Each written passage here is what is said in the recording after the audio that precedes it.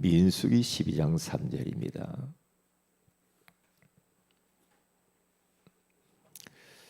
하나님의 말씀은 민수기 12장 3절입니다. 같이 한번 합독하도록 합니다. 이 사람 모세는 온유함이 지면의 모든 사람보다 더하더라. 아멘. 좋은 아침입니다. 오늘 이 새벽에는 모세의 일생이라는 제목으로 우리가 하나님의 음성을 듣기를 원합니다. 하나님께서 친히 모세를 볼 때에 이렇게 결론을 내린 거죠. 이 사람 모세는 온유함이 지면, 이 땅에 있는 모든 사람을 말하는 거죠. 지면의 모든 사람보다 더하더라. 그렇게 우리 주님께서 평가를 딱 하셨습니다. 왜냐하면 하나님께서 사실은 모세를 그렇게 만드신 것이죠. 이스라엘 백성을 약 200만을 애굽에서 이끌어내서 광야길을 지나서 가나안 땅에 인도해야 되기 때문에 온유하지 못하면 이제 그 일은 못합니다. 다른 것은 할 수 있을런지 모르지만은 이 영혼은 하나님이 맡기질 않죠. 저도요 지금까지 살면서 인간관계를 많이 하잖아요. 그런데 저 자신도 사람이 이렇게 보면 편한 사람이 있잖아요. 좀 부드러운 사람, 따뜻한 사람, 친절한 사람, 좀 부담이 없는 사람, 이런 사람한테 가까이 제가 다가가더라고요. 그런데 반대로 좀 무섭게 생기고 좀 교장 선생님 같은 분들, 좀 그렇잖아, 엄격하고 좀 사납고 거칠고 불친절하고 이런 사람한테는 가까이 하고 싶은 마음은 할 수만 있으면 돌아가요. 왜? 만나면 불편하니까. 그래서 하나님께서는 모세를 80년 동안 다룹니다. 왕궁에서 40년, 그리고 광야 미디안에서 양치면서 밑바닥 생활 40년. 그러니까 상류층에서 40년, 그리고 하류층 완전히 밑바닥에서 40년. 모세는 사실 보면은 다 살아본 거죠. 잘 살아보기도 하고 또한 어렵게 살아보기도 하고. 왜? 그래야 하나님께서 영혼을 맡기니까요. 우리가요 사역을 해봐도 그렇거든요. 이렇게 제가 이렇게 부탁을 하면 잘 따라주는 사람한테는 일을 더 맡기고 싶죠. 사람이 어쩔 수 없어요. 그런데 뭔가 일을 맡기면 막 불편해하고 그런 사람한테는 일 안 맡기죠. 왜? 싫다는데 뭘 부탁합니까? 하기 싫다는 벌써 하기 싫은 표정이거든. 그러면 안 시킵니다. 차라리 내가 하고 말지. 그렇잖아요. 하나님이 천하보다도 귀한 영혼을 아무에게나 맡기겠냐고요. 안 맡깁니다. 우리가 자녀가 있으면 자녀들에게도 여러 종류의 자녀들이 있을 거 아니에요. 그렇잖아요. 그러면 좀 중요하지 않은 것은 아무한테나 맡기지. 그런데 진짜 이 사업을 물려줘야 되겠다. 그러면 자식 중에서도 그것을 감당할 만한 사람한테 맡기죠. 그렇잖아요. 그래서 하나님은 먼 미래를 다 보고요. 모세의 일생을 다 보고 지금 이끌어가는 겁니다. 하나님이 맡기실 이 중차대한 이 일을 모세 아니면 감당할 사람이 없어. 그래서 80년 훈련시키면서 혈기를 다 빼죠. 그리고 많은 상처와 아픔들 있잖아요. 이런 것들 가지고는 영혼을 담을 수 없거든요. 자기도 힘드는데 어떻게 영혼 그 상처 많은 사람들을 도울 수가 있겠어요? 못하잖아요. 못한단 말이죠. 그래서 80세에 하나님이 모세를 호렙산 가시떨기 나무에서 불꽃으로 나타나서 부르시잖아요. 그게 이제 모세 일성에서 가장 결정적 사건이죠. 모세 인생의 아주 중요한 그 호렙산의 그 인생 터닝 포인트, 그 시간이거든요. 이 시간이 반드시 우리에게 있어야 되거든요. 이 시간이 없으면 그 시간을 이제 놓고 기도하고 찾아야 되죠. 바울은 다메섹 도상이 그의 인생의 터닝 포인트였죠. 바울도 얼마나 잘났습니까? 그렇죠. 공부도 많이 했잖아요. 지위도 있고 로마 시민권도 있고, 그리고 하나님 나름대로 아주 잘 섬기고 율법으로는 흠이 없는 자요 그는 왕족 베냐민 지파거든요. 그 정도면은 뭐 어디 가도 내놓으라 하잖아요. 부족함이 없죠. 그런데 그것 가지고는 영혼을 못 살려. 그것 가지고는 세계복음을 못하지. 그래서 하나님께서 그를 다메섹 도상에서 부르시면서 이제 됐구나.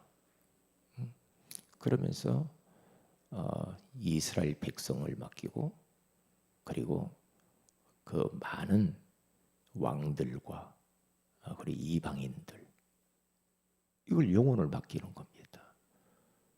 그때부터 이 바울의 인생이 완전히 달라져 버린 거죠. 완전히 가는 곳마다 하나님께서 이제 역사하시는 거죠. 역사합니다. 저는 지금도 하나님이 저를 얼마나 다루는지 몰라요. 하나님이 다룹니다. 다뤄요. 왜? 하나님이 저를 치유할 것들이 많거든요. 다룰 것들이. 왜? 영혼을 안 붙이거든요. 안 붙입니다. 그런데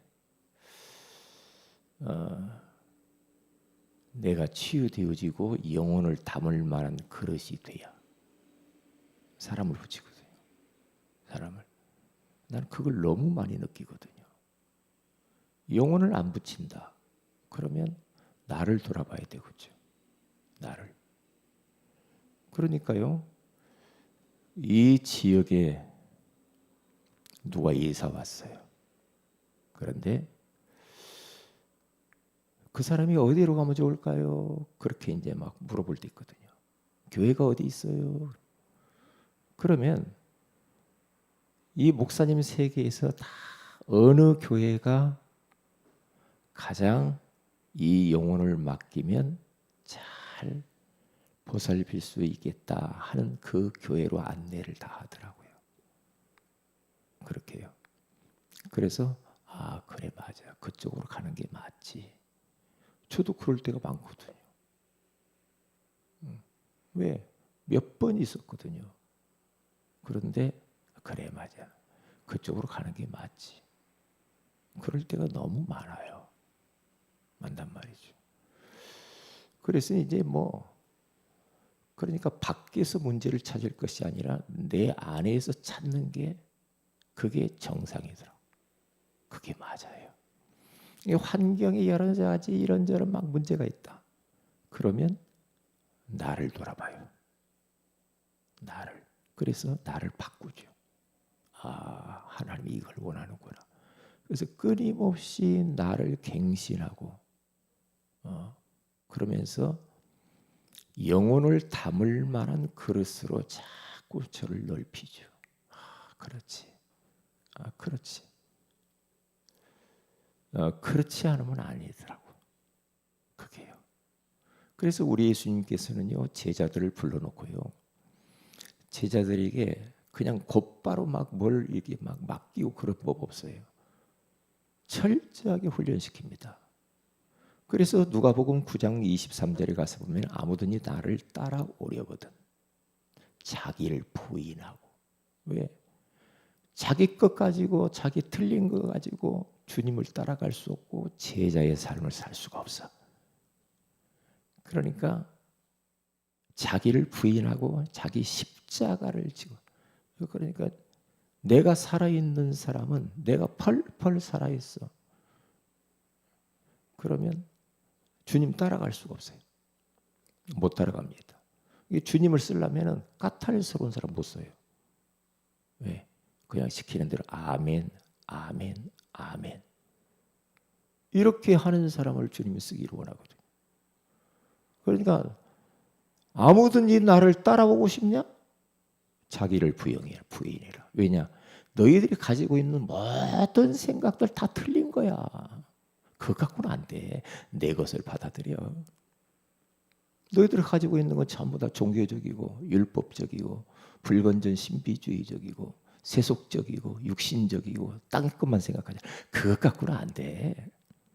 안 돼. 복음적이어야 되거든. 너는 죽은 자야. 너는 죽은 자야. 그래야 내 일을 할 수가 있는 거지. 주님은 그걸 원하신다니까요. 계속 그 이야기입니다. 그러니까 우리 주님께서는 계속 데리고 다니면서 전도하는 거 보여주잖아요. 그렇죠? 그리고 이 영적인 눈을 띄워주잖아요. 그러면서 기도가 뭔가, 현장이 뭔지, 귀신 들린 자, 병든 자, 다 데리고 다니면서 일일이 다 보여주면서 훈련시키죠. 3년 동안. 그래서 이제 제자들 이때 됐다 하니까 주님이 이제 사역이 끝나죠. 제자를 남겨놓고. 그래서 항상 어디든지서 마찬가지입니다. 직장 안에서도 마찬가지고요. 뭐 인간관계 속에서도 마찬가지예요. 가정에서도 마찬가지입니다. 가족들과의 관계 속에서도 마찬가지입니다. 교회 안에서도 마찬가지고 교회 안의 부서에서도 마찬가지입니다. 뭡니까? 내가 온유한 사람으로 변화돼야 됩니다. 그러면 돼요. 온유라는 말은 더 깊이 들어가서 보면은요, 주인의 손에 길들여진 말 이런 뜻이에요. 주인의 손에 길들여진 말. 우리는 야생마 같거든요. 야생마입니다. 야생마예요. 야생마를 길들일 때 어떻게 합니까? 딱 칸에다 가둬놓고요. 사람이 올라타 가지고요. 막 뛰어다닙니다. 막 팔도 걷어 막 뛰어다니고 뛰어다니다가 막 돌아다니면서 막 그러다가 나중에는 주인의 말을 잘 들을 때 모든 것들을 이제 풀어놓고 이렇게 훈련을 하잖아요. 이게 이제 원하는 곳으로 이게 씁니다. 그 말을. 이게 주인의 손에 길들여진 말.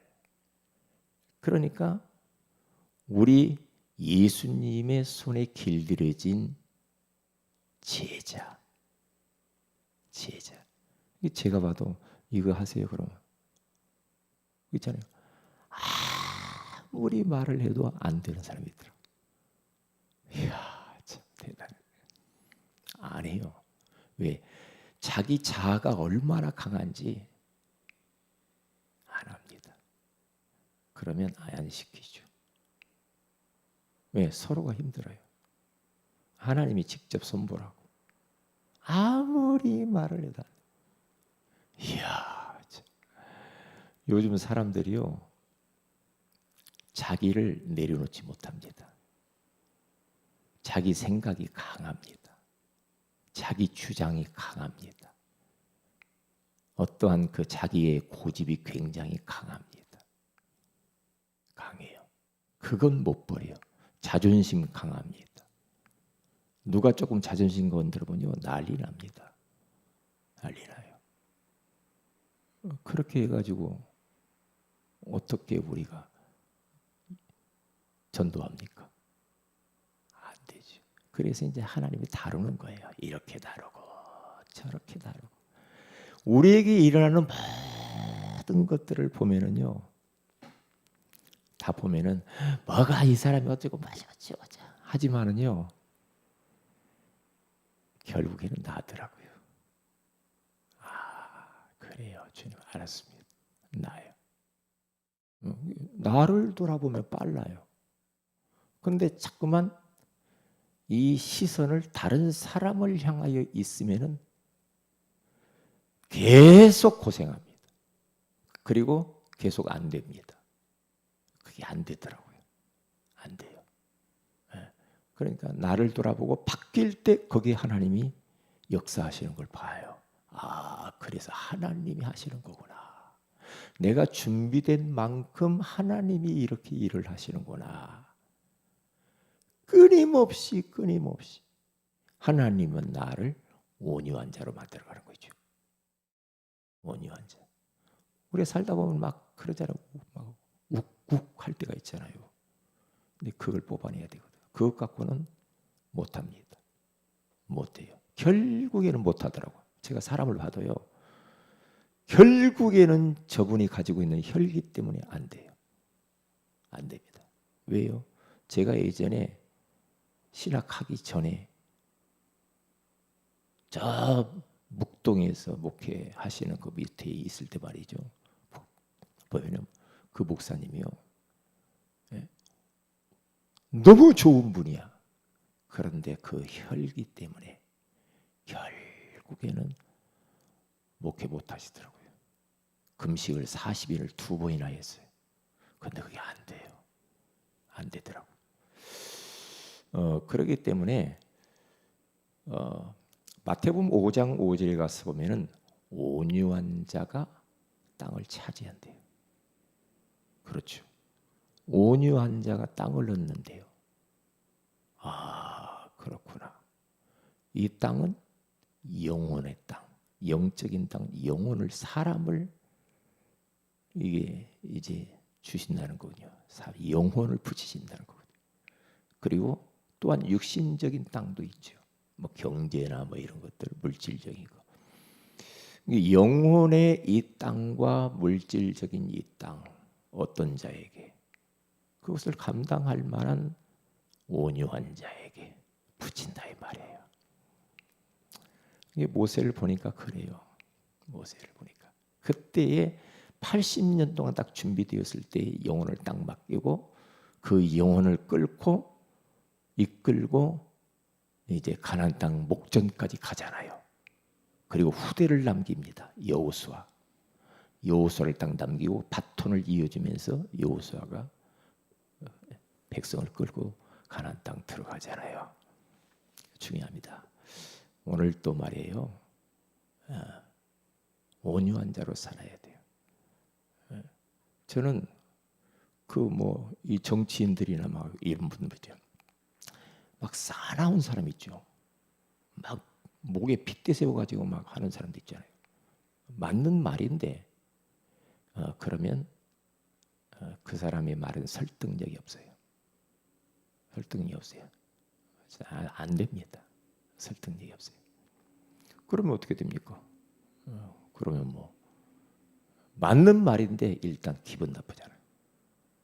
목소리 크고 그러면 기분 나쁘죠. 기분 상하니까 아무리 좋은 말해도 안 들려. 그래서 오늘 또 우리는 이 말씀을 딱 붙잡고 우리는 사역을 하기 이전에 내 자신을 돌아보면서 내 자신이 얼마나 하나님의 손에 길들여진 사람인지 제자인지 얼마나 온유한 자인지 이렇게 보시면서요. 조금씩 우리가 바꿔 나가면 그때마다 하나님이 응답을 주시더라고요. 그때마다. 오늘 또 승리하시기를 주님의 이름으로 축복을 드립니다. 기도합니다. 하나님 감사합니다. 오늘 또 우리에게 모세 일생을 통하여서 다시 한번 귀한 말씀을 주신 것을 감사합니다. 온유한 자에게 땅을 차지하게 하신다고 하신 주님, 우리가 영혼의 땅과 물질의 땅을 받을 만한 온유한 자로 준비되어지기 위하여서 항상 우리 자신들을 돌아보며 갱신하며 나를 부인하고 주님의 것을 받아들이면서 전도자의 이 인생을 살아갈 수 있도록 역사하여 주옵소서. 주 예수님 이름으로 기도합니다. 아멘. 하늘에 계신 우리 아버지의 이름이 거룩히 여김을 받으시며 나라의 임하오시며 뜻이 하늘에서 그같이 땅에서 이루어지이다. 오늘날 우리에게 일용할 양식을 주시고 우리가 우리 죄인 자를 사해 준 같이 우리 죄를 사해 주시고 우리를 시험에 들게 하지 마옵시며 다만 악에서 구하시옵소서. 되게 나라 권세와 영광이 아버지께 영원히 있사옵나이다. 아멘. 기도하십시다.